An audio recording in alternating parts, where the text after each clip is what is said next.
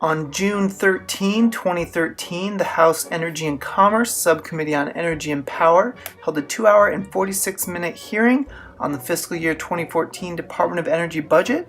These are the natural gas highlights in just 5 minutes. The hearing featured DOE Secretary Moniz touching on a wide range of issues. Republicans pushed for the DOE to be more active in advocating for conventional fuels. Under the Obama administration, the Department of Energy, in my view, has often taken a back seat to the Environmental Protection Agency and was all too willing to acquiesce to EPA's agenda rather than affirmatively assert its own pro-energy agenda. In particular, DOE allowed itself to become a part of the administration's, for lack of a better word, attack on fossil fuels, when it should have been defending them as a core component of our energy future and a critical contributor to job creation, global competitiveness, and affordable energy prices. Democrats want to see the DOE do more work on climate change. I want to tell you how I view your role. I look at your responsibilities through the lens of climate change. Climate change is the biggest energy challenge we face. There is no debate about the science. Climate change is happening now. It's caused by humans, and the impacts are real. The paramount responsibility of the Secretary of Energy is advancing the nation's response to this existential threat. The Secretary now has an important role on natural gas exports, and many members wanted to explore his feelings on that issue, especially because he has a long track record on it from his previous jobs. At MIT, you were an author or co-author of a study in which is entitled The Future of Natural Gas, and it recommended that the U.S. should not erect barriers to natural gas imports or exports. I share that. You're going to have some decision-making authority on whether to approve permits to export LNG.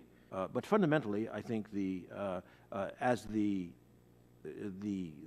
guidance which you stated, that there is a presumption of approving licenses unless there is something that would jeopardize the public interest, I think reflects the kind of philosophy that you have just stated. So the question then becomes, how do we judge the public interest? These issues of balance of trade, of job creation, environmental considerations, energy security, domestic need, impacts on the economy are all part of that. And you just did say that you're going to look at these in an expeditious fashion, which in my dictionary means as quickly as possible. Correct. So could you give us a time frame, the next 3 months, next 6 months? And I know you've got multiple projects, but would you be expecting to make some decisions in this calendar year? We don't want another Keystone Pipeline thing. Absolutely. Okay, thank you. Perfect timing, 0 time. All right, thank you. Let me ask you a little bit more. Can you update the committee on the progress of your review? It's gone very well. Frankly, tomorrow I have perhaps the key summary meeting on the review, and also we have we've had the EIA look at how developments in the markets in the last few years might influence this, but I think, as I said to Mr. Barton, we're getting pretty much ready to start evaluating the dockets on a case-by-case basis. Some also wanted to explore his views on hydraulic fracturing. The Americans Against Fracking opposed your nomination. Americans Against Fracking opposed your nomination because of, you had stated earlier today, your position on fracking.